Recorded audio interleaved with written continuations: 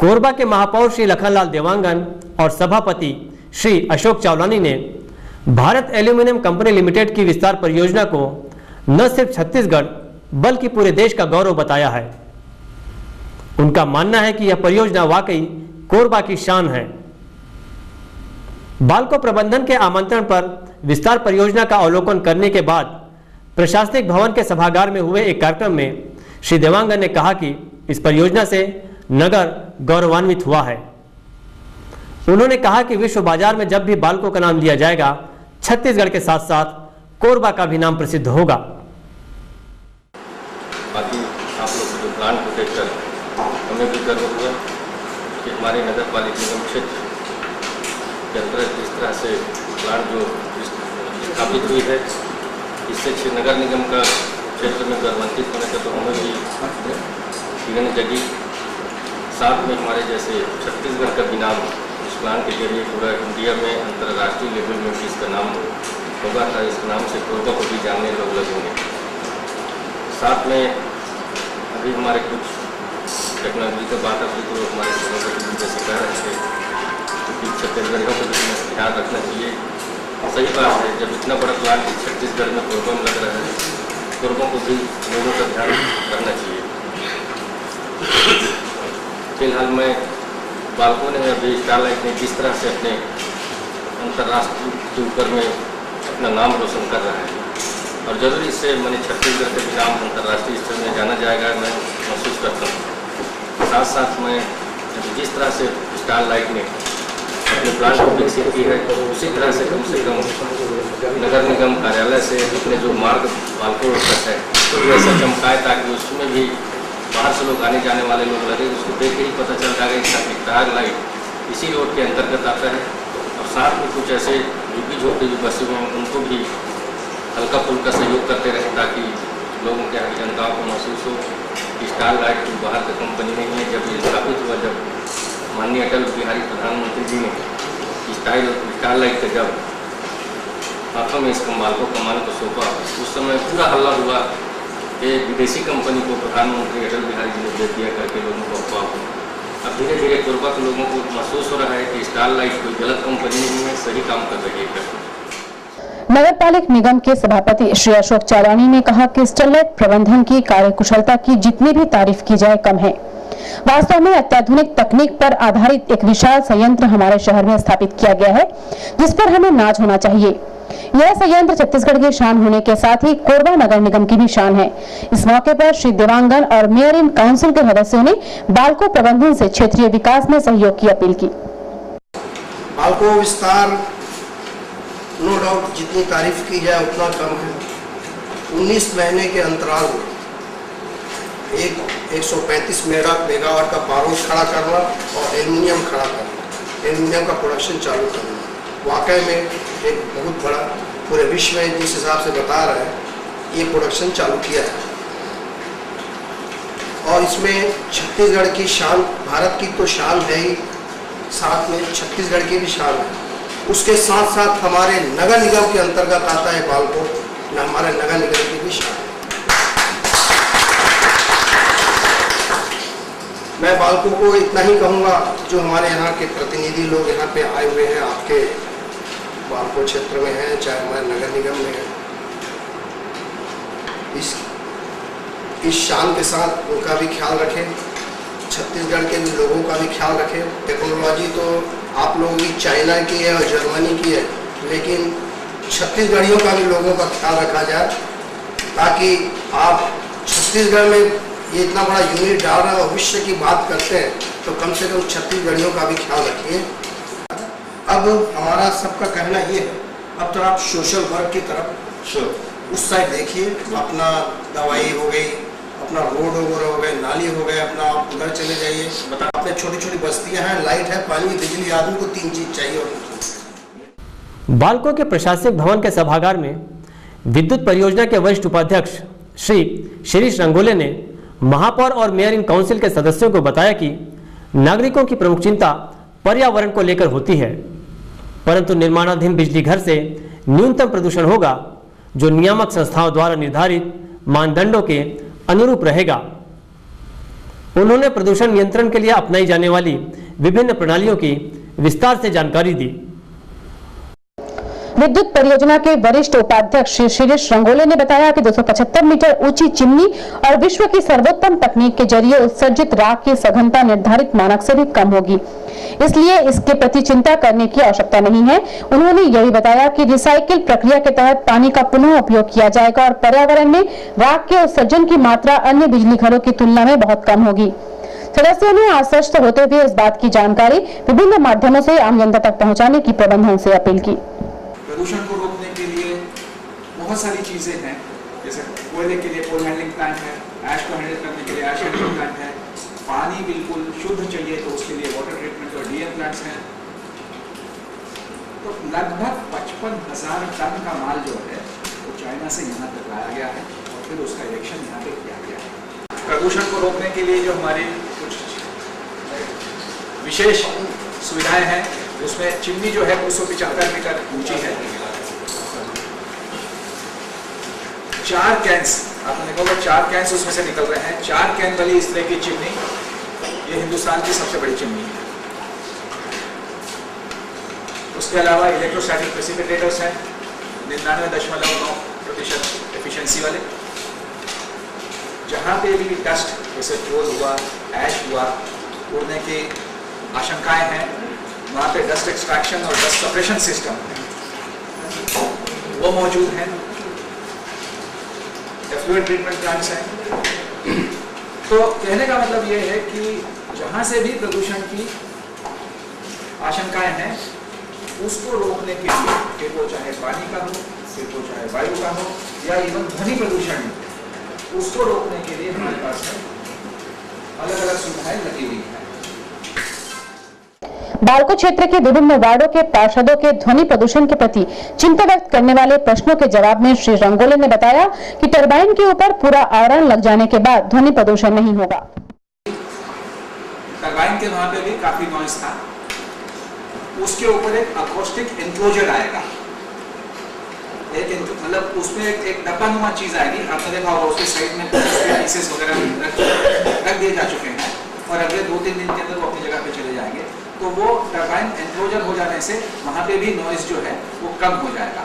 तो इसलिए इस तरह के चाहे साइलेंसर्स हो, चाहे इनलेट्स डैम्पर्स हो, चाहे टरबाइन हो, हर जगह पे या तो एनक्लोजर्स या साइलेंसर्स या इस तरह के जो डिफ्यूजर्स हैं वो लगे हुए हैं, जिससे ध्वनि प्रदूषण कम होता है। तो किनारे में होने के कारण जो आवाज वहाँ से चिमनी से आपका टरबाइन से आता है इतना तेज होता है कि हम आपस में आमने सामने खड़ा होकर बात नहीं कर सकते। इसलिए इसके बारे में पूछा है कि आपको भविष्य में और इसमें क्या कर सकते हैं। कि हम कमिश्निंग स्टेजेस से गुजर रहे हैं, तो आप यहाँ पे जानते हो तो एक प्रक्रिया होती है स्टीम ब्लोइंग की, जो प्रक्रिया हर बॉयलर में उसकी जिंदगी में सिर्फ एक बार की जाती है। और उस प्रक्रिया में बेसिकली क्या होता है कि स्टीम बना करके थोड़ा प्रेशर बढ़ा करके फिर उसको अचानक से छोड़ा जाता है। तो इरेक्शन के दौरान जैसे वेल्डिंग का कचरा हुआ, मिट्टी हुई या इस तरह की जो चीजें हैं उन सबको बाहर किया जाता है। तो जब ये स्टीम ब्लोइंग की प्रक्रिया चल रही होती है उस समय वो आवाज देता है, और उस समय हम साइलेंसर इसलिए नहीं लगा सकते क्योंकि वो प्रक्रिया ही नहीं हो पाएगी, तो उसमें डिफ्यूज होता है। तो उस प्रक्रिया के दौरान जो है आपको आवाज आएगी। लेकिन एक बार ये प्रक्रिया खत्म हो जाती है, स्टीम ब्लोइंग की प्रक्रिया खत्म हो जाती है, उसके बाद में किसी आवाज का वो नहीं आएगा। स्मेल्टर के वरिष्ठ उपाध्यक्ष श्री प्रमोद सूरी ने सदस्यों को जानकारी दी कि नए स्मेल्टर संयंत्र की अत्याधुनिक तकनीक से न केवल अपेक्षाकृत अच्छी गुणवत्ता का एल्यूमिनियम निर्माण किया जाएगा, बल्कि इसमें बिजली की खपत भी कम होगी। उन्होंने बताया कि संयंत्र से निकलने वाली गैसों को प्रदूषण मुक्त करने के लिए आधुनिकतम तकनीकों का इस्तेमाल किया गया है। श्री सूरी ने यह भी कहा कि बाल्को के इस संयंत्र की स्थापित क्षमता 3.45 लाख टन वार्षिक है, जिसे बढ़ाकर 4 लाख टन प्रतिवर्ष किए जाने का भी लक्ष्य है।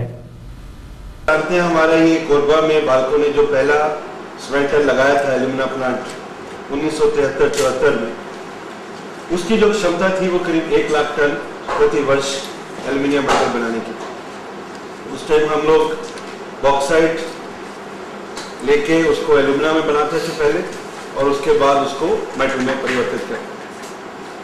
वो प्लांट आज भी चल रहा है, वो प्रक्रिया आज भी जारी है। लेकिन आज से करीब 2 वर्ष पहले जब स्टरलाइट मैनेजमेंट ने सोचा कि इस प्लांट का विस्तार होना चाहिए, आगे उन्नति होनी चाहिए, उसको नज़र में रखते हुए ये जो विस्तार परियोजना का निर्णय लिया गया, उसके तहत करीब 2.5 लाख टन का एक नया एल्यूमिनियम प्लांट यहाँ स्थापित करने की योजना बनी। उसके लिए हम लोगों ने गामी, चाइना की जो बहुत बड़ी टेक्निकल कंपनी है जिसका पूरा नाम है Guiyang aluminium and magnesium research institute, तो वो लोग एल्यूमिनियम मेटल बनाने का और मैग्नीशियम मेटल बनाने की जो टेक्नोलॉजी है वो डेवलप करते हैं। और आज के दिन में चाइना का उनके करीब 13 प्लांट हैं जहां उन्होंने टेक्नोलॉजी दी हुई है। वो खुद नहीं बनाते लेकिन वो टेक्नोलॉजी देते हैं। तो हमने सारे विश्व में देखा कि किस जगह पे हमें लेटेस्ट टेक्नोलॉजी मिल सकती है अच्छे दामों में, लेकिन आज के युग में जो मैक्सिमम प्रोडक्टिव टेक्नोलॉजी हो वो हमें लेनी। तो गामी का जो टेक्नोलॉजी था वो हमने लिया और उसके तहत ये प्लांट को लगाया गया। अभी कुछ पॉट्स हम लोगों ने स्टार्ट किए। पॉट जो है वो जहाँ पे मेटल बनता है, टोटल हम लोग 288 पॉट लगा रहे हैं। और जो हमारा शॉप फ्लोर है, 2 वहां पे आपने रूम देखे होंगे, एक शॉप फ्लोर की लंबाई जो है वो 1 किलोमीटर लंबा। तो इतना बड़ा शॉप फ्लोर जिसके ऊपर की 288 पॉट 2 पॉट रूम में लगाए गए और कुल उसकी लंबाई करीब 2 किलोमीटर। ये एक पॉट में हम जो करंट पास करते हैं वो 320 किलो एम्पियर का करंट पास करते हैं। आपकी जानकारी के लिए जो पुराना प्लांट है उसमें करीब 100 किलो एम्पियर करंट पास होता है और यहाँ 320 किलो एम्पियर करंट पास किया जाता है। और आगे भी इसका प्रावधान है कि हम करंट को धीरे धीरे आगे बढ़ा सकते हैं। तो 288 पॉट लगाए गए और इस साल 7 जनवरी को हमने पहला पॉट शुरू किया और धीरे धीरे जैसे जैसे हमको पावर मिलती जाएगी हम पॉट बढ़ाते जा रहे हैं और उम्मीद है कि अगले 4-5 महीनों टन से ज्यादा मेटल बने। उसके साथ में आपने देखा कि कास्ट हाउस भी है। कास्ट हाउस में हम लोग वो जो एल्यूमिनियम की सिलियां होती है वो बनाएंगे। कुछ मेटल को हम लोग पुराने प्लांट में भेज के उसकी शीट्स या इलेक्ट्रिक वायर रॉड जिसे बोलते हैं वो भी बनाया जाएगा। इसके अलावा आपने देखा जो कार्बन प्लांट लगाया गया, कार्बन प्लांट जो हमने लगाया वो इस वक्त पूरे हिंदुस्तान में आज के दिन में सबसे लेटेस्ट टेक्नोलॉजी का प्लांट है। उसमें आपने ग्रीन एनोड प्लांट देखा, बेकोवन, जहाँ पहले कोयले को और पिच को मिक्स करके एनोड बनाई जाती है, फिर उसको पकाया जाता है और उसके बाद उसमें रॉड लगा के पाउडर रूम के लिए भेजते हैं। तो ये जो पूरी प्रक्रिया आपने देखी, ये आज के दिन में एकदम लेटेस्ट टेक्नोलॉजी की मशीनरी, लेटेस्ट टेक्नोलॉजी का प्लांट लगाया गया। आपकी जानकारी के लिए हम लोगों ने जितनी भी मशीनें लगाई, हालांकि टेक्नोलॉजी चाइना की थी, लेकिन मशीनें हमने पूरे विश्व की बढ़िया से बढ़िया जो कंपनी है वहां से चुन चुन के हमने मशीनें लगाई। सबसे इंपॉर्टेंट बात यह है कि इस प्लांट के अंदर जो भी हम एल्यूमिनियम बनाते हैं तो उसमें क्लोरीन गैस निकलती है, लेकिन यहाँ पे हमने नए प्लांट के अंदर FTP जिसे कि फ्यूम ट्रीटमेंट प्लांट बोलते हैं, 4 फ्यूम ट्रीटमेंट, उसके ऊपर एक हुड लगा हुआ, तो सारी गैसें निकलने के बाद एक फ्यूम ट्रीटमेंट प्लांट में जाता है जहां उसको एल्यूमिना के साथ रबिंग की जाती है। ड्राई लेस मात्र भी कण जो है वो वातावरण में नहीं जाता। हमारे जो हिंदुस्तान के या विश्व के जो प्रदूषण स्तर है उसके हिसाब से 1 मिलीग्राम पर किलो एल्यूमिनियम के हिसाब से प्रदूषण की लिमिट होनी चाहिए, लेकिन हमारे इस प्लांट से 0.6 मिलीग्राम यानी कि उससे भी 40% कम प्रदूषण की मात्रा बाहर निकलती है। पर्यावरण के प्रति चिंता जाहिर करते हुए नेहरू नगर, परसाभाटा और भद्रापारा के पार्षदों द्वारा पूछे गए प्रश्न के जवाब में श्री सूरी ने बताया कि संयंत्र परिसर के बाहर तो हम सघन वृक्षारोपण करेंगे ही, संयंत्र परिसर में भी 30% क्षेत्र में सघन वृक्षारोपण के लिए स्थान निश्चित किए गए हैं। उन्होंने बताया कि इस वर्ष 1 लाख पौधे लगाने का लक्ष्य रखा गया है। इस साल हमने 1 लाख वृक्षारोपण का ये लक्ष्य बनाया और उसके ऊपर भी कार्रवाई चालू करी है। उसके अलावा जितना भी हमारे टाउनशिप के अंदर और प्लांट में जहाँ से कंस्ट्रक्शन का काम कंप्लीट हो गया और वो जगह को डेवलप करके वहाँ पे प्लांट लगाने का पूरा योजना है। छत्तीसगढ़ के लोगों को रोजगार के प्रश्न पर मानव संसाधन के सह उपाध्यक्ष श्री एच.के. मेहता ने बताया कि विभिन्न विश्वविद्यालयों से कैंपस भर्ती और वॉक इन इंटरव्यू के जरिए अभी तक 630 इंजीनियरों की भर्ती की गई है। इनमें छत्तीसगढ़ के 163 युवक युवतियां शामिल हैं। बालको कर्मचारियों के 20 इंजीनियर बच्चों को भी काम करने का इसमें अवसर मिला है। इसी तरह बीएससी के 81%, बीकॉम के 75% और एमएससी के 100% युवक युवतियों को छत्तीसगढ़ से ही लिया गया है। और हमने इस प्लांट के लिए अब तक जो रिक्रूटमेंट किया है उसका मैं थोड़ा जानकारी आपको देना चाहूँगा। भर्ती किए हैं जिसमें से 163 इंजीनियर छत्तीसगढ़ से। इस साल हमने 75 इंजीनियर ऑलरेडी हम ले चुके हैं और 21 इंजीनियर हम लेने जा रहे हैं। फिर ये इंजीनियर हमने छत्तीसगढ़ के कॉलेजेस में जाके कैंपस में जो है इंटरव्यू करके लिए हैं या एडवर्टीजमेंट देके लोगों ने उसमें अप्लाई किया, उनका जो भी प्रोसेस था उसको फॉलो करके सिलेक्शन से उनको लिया है। 25% इंजीनियर जो हमारे पास आज हैं 636 में से, वो छत्तीसगढ़ से। इसी तरह से हमारे पास 200 बीएससी हैं जिसमें से 82 बीएससी हमने इस साल में लिए हैं। इस 81% जो बीएससी हमारे पास हैं वो छत्तीसगढ़ से। 81% बीएससी छत्तीसगढ़ से हैं जो हमने इस साल में पूरे जहाँ जहाँ भी साइंस कॉलेज हैं हर डिस्ट्रिक्ट में जाके साइंस कॉलेज में जाके वहाँ से सिलेक्शन किया है। उसके बाद हमने वॉक इन इंटरव्यू करके रायपुर में, बिलासपुर में इस तरह से उनको सिलेक्शन किया है। इसी तरह से जो हमने और इंजीनियर्स या मैनेजर्स जो फ्रेश नहीं है, जो हमें कुछ एक्सपीरियंस वाले लोग जो चाहिए थे, उनका भी जो हमने सिलेक्शन जो ऑल इंडिया लेवल पे किया है उसमें भी 20% लोग छत्तीसगढ़ से हैं। कितना परसेंट? 20% छत्तीसगढ़ से हैं जो एक्सपीरियंस वाले हैं। ये बीएससी और इंजीनियर ये तो फ्रेश है, तो मैंने आपको जानकारी दी है। इसी तरह से हमने एमएससी लिए हैं, 100% एमएससी हमारे पास छत्तीसगढ़ से हैं। बीकॉम लिए हैं, वो भी 100% जो है 75% बीकॉम छत्तीसगढ़ से लिए हैं। हमने अब इस जो इंजीनियर्स मैंने आपको नंबर बताया उसमें 20 इंजीनियर जो है हमारे एम्प्लॉइज के बच्चे हैं, उनको भी हमने एम्प्लॉयमेंट दिया है। ये स्टैटिस्टिक्स है जो एम्प्लॉयमेंट के बारे में है। श्री मेहता ने बताया कि बालको संयंत्र में पर्याप्त संख्या में आईटीआई प्रशिक्षित कर्मचारी हैं, इसलिए उन्हें आउटसोर्सिंग एजेंसियों में ही लिया जाएगा। अभी तक 55 आईटीआई अप्रेंटिसों को बालको के साथ काम कर रही विभिन्न कंपनियों में नियोजित कराया गया है। आईटीआई के बारे में कहा जाता है आईटीआई हमारे पास ऑलरेडी सफिशिएंट है प्लांट में, इसलिए हम नहीं ले रहे हैं। लेकिन हमने ये कहा है कि जो हमारी एजेंसीज हैं, जो हमारे साथ दूसरी एजेंसीज काम करेंगी, उसमें हम लोग उनको कॉन्ट्रैक्ट में हमने क्लॉज रखा है कि वो आईटीआई को लेगी। उसके तहत उन्होंने ऑलरेडी 29 और 55 के लगभग आईटीआई जो है उन्होंने ऑलरेडी दिए हैं, छत्तीसगढ़ से दिए। क्षेत्र में बुनियादी सुविधाएं बढ़ाए जाने के संबंध में सामुदायिक विकास प्रमुख श्री आर.के. खेल ने सदस्यों को बताया कि वेदांत समूह इसके प्रति विशेष रूप से जागरूक है और इस कार्य विशेष के लिए ही एक सशक्त टीम का गठन किया गया है। श्री खेल ने बताया कि हमारी टीम सभी गाँव का सघन दौरा कर रही है। ग्रामीणों से प्रत्यक्ष संपर्क कर उनकी बुनियादी सुविधाओं का जायजा लिया जा रहा है और उनके लिए कार्य योजना बनाई गई है। उन्होंने सदस्यों को आश्वस्त किया कि शीघ्र ही इसके सकारात्मक परिणाम दिखाई देंगे। 1-1.5 महीने से आप देख रहे होंगे अकबरी में, टोंडू में, लालघाट में और भद्रापाड़ा, ये 4 जो गांव हैं, तो चारों गांव में हमने कुछ प्रोजेक्ट्स लिए हैं जिसमें कि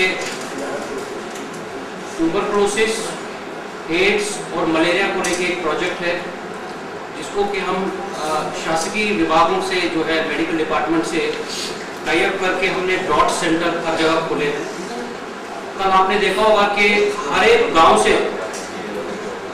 हमने हेल्थ वर्कर्स को सिलेक्ट किया है वहाँ पे, और कल हमने एमके के अंदर में उनका जो है प्रशिक्षण किया था। और उन सबको जो है फर्स्ट एड बॉक्सेस प्रदान किए गए और पूरा दिन डॉक्टर उनको सिखाया है कि कैसे वो फर्स्ट एड दे सके। इससे पूर्व प्रशासनिक भवन के सभागार में महापौर व मेयर इन काउंसिल के सदस्यों के आगमन पर स्मेल्टर के वरिष्ठ उपाध्यक्ष श्री प्रमोद सूरी ने महापौर श्री देवांगन और ऊर्जा के वरिष्ठ उपाध्यक्ष श्री श्री रंगोले ने सभापति श्री चावलानी का स्वागत किया। काउंसिल के सदस्यों एवं अन्य पार्षदों का स्वागत मानव संसाधन के सह उपाध्यक्ष श्री एच.के. मेहता व वित्त एवं प्रशासन सह उपाध्यक्ष श्री अतुल मित्तल ने किया।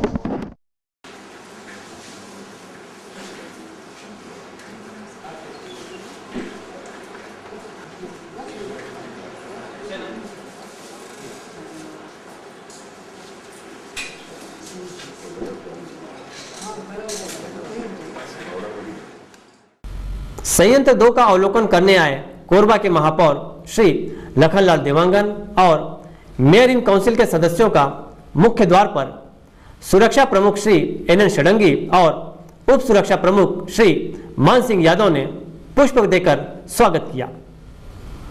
संयंत्र 2 के ग्रीन एनोड प्लांट पहुंचने पर महाप्रबंधक श्री अविनाश राय ने उनका स्वागत किया और प्लांट की विस्तार से जानकारी दी। सह महाप्रबंधक श्री जी पॉल ने उन्हें स्मेल्टर के तकनीकी पहलुओं की जानकारी दी और पॉट रूम से रूबरू कराया। कास्ट हाउस में संयंत्र प्रमुख श्री डी.पी. पांडे ने उन्हें इस विभाग के विस्तार से जानकारी दी। 540 मेगावाट के बिजली घर में महाप्रबंधक श्री इंद्रनील दत्ता ने उन्हें बॉयलर और नियंत्रण कक्ष का अवलोकन कराया।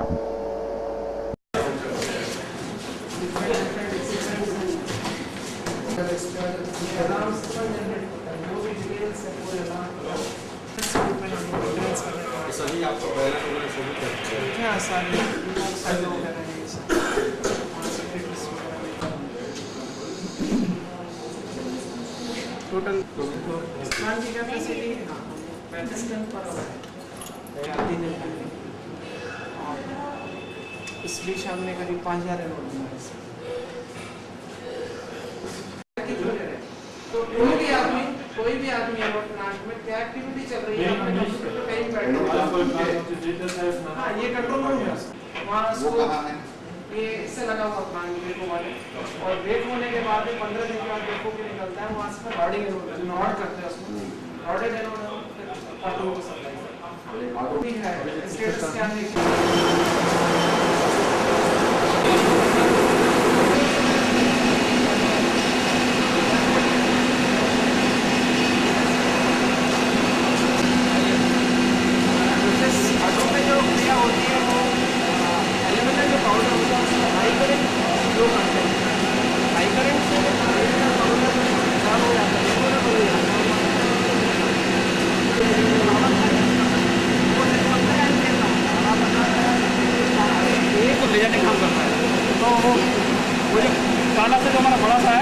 इसमें आता है और वो धीरे धीरे इसको ले आता है।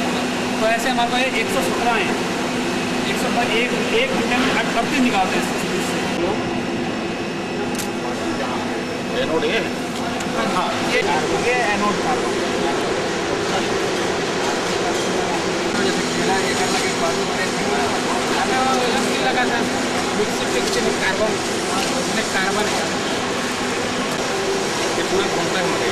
ये रोलर है, ऊपर में क्रेन है, इस साइड में क्रेन है।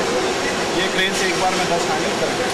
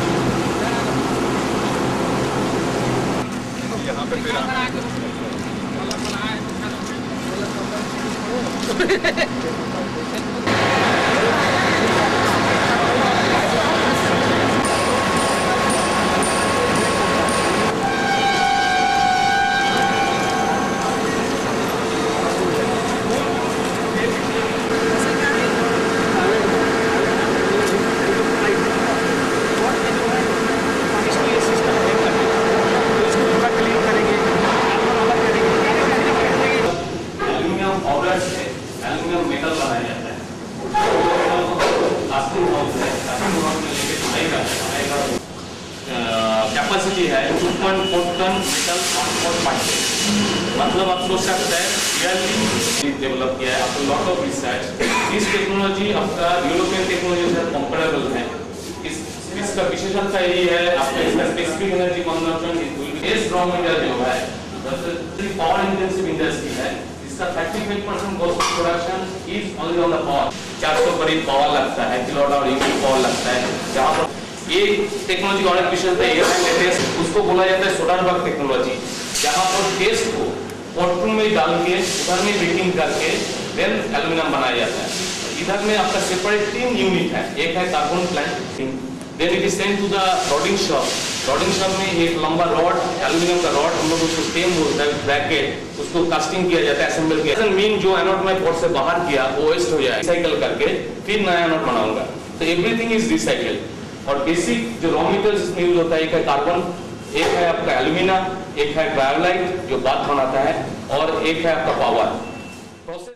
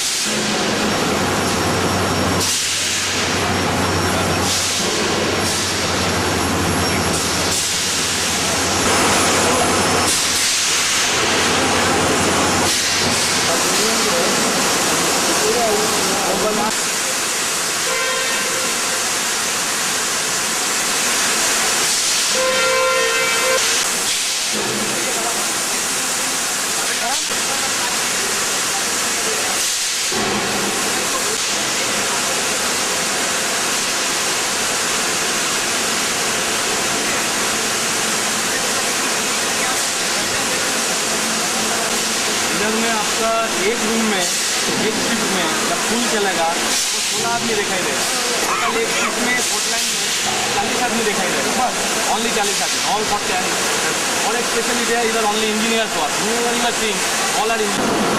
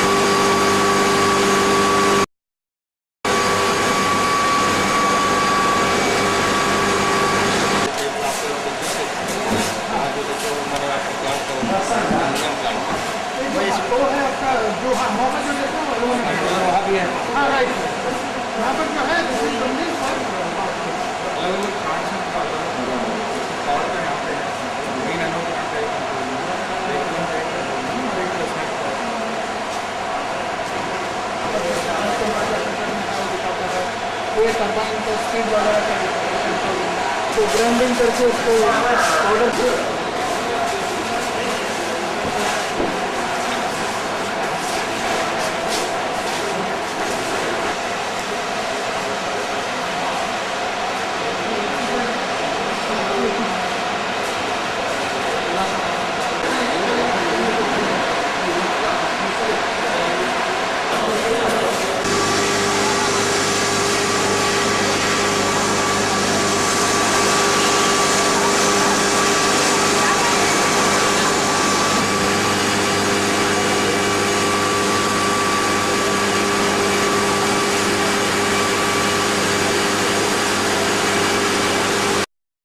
हम लोग को बाल्को मैनेजमेंट स्टारलाइट ने बुलाया, पूरा नगर निगम के मेयर एंड काउंसिल, सभापति, एल्डरमैन और सभी सम्मानित पार्षदों को। उन्होंने अपने प्लान को हम लोगों को घुमा के दिखाया। या तो हमारे जो नगर निगम क्षेत्र में जो कार्य मैंने स्टारलाइट के द्वारा मिलेनियम प्लान का जो किया जा रहा है एक अच्छा सराहनीय है। उन्होंने पावर प्लांट का भी जो किया है जिसमें प्रदूषण का हम लोगों को देखने में मात्रा नहीं मिला, ये भी एक सराहनीय बात है। और हमारे क्षेत्र की जैसे क्षेत्र का नाम उन्होंने राष्ट्रीय अंतर्राष्ट्रीय में पहुंचाने के जो काम कर रहे हैं, इससे हम लोग को गौरवान्वित महसूस हुआ। हम लोगों ने जनप्रतिनिधियों ने भी अभी कुछ पार्षद भाइयों ने उन्हें अधिकारियों के समक्ष बाल्को क्षेत्र के विकास के बारे में हमने बताया।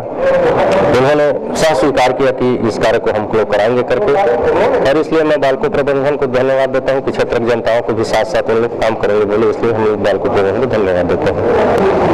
आज का बाल्को विस्तार का बहुत ही अच्छा लगा। 135 मेगावाट 19 महीने में बिजली तैयार की है और अपना प्रोडक्शन भी चालू किया। नो डाउट ये बहुत ही अचीवमेंट है।